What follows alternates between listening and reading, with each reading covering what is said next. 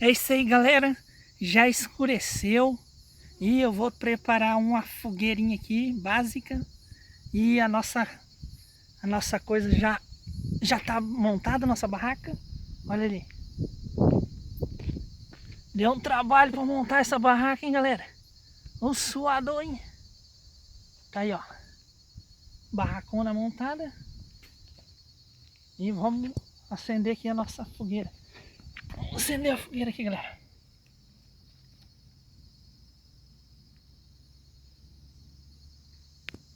Tentar acender aqui o trem.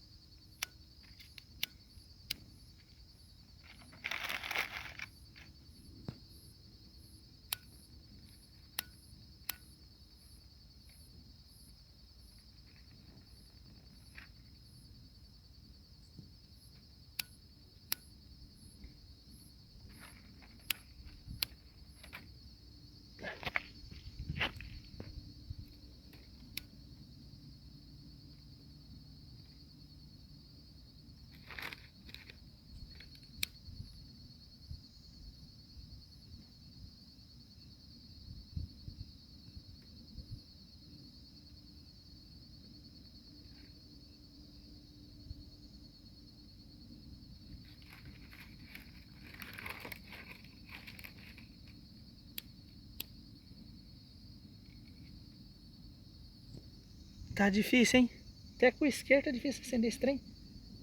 Pelo amor de Deus. Pera aí, galera. Vamos fazer um seguinte aqui. Eu vou dar um pause aqui e já volto com a fogueira acesa, hein?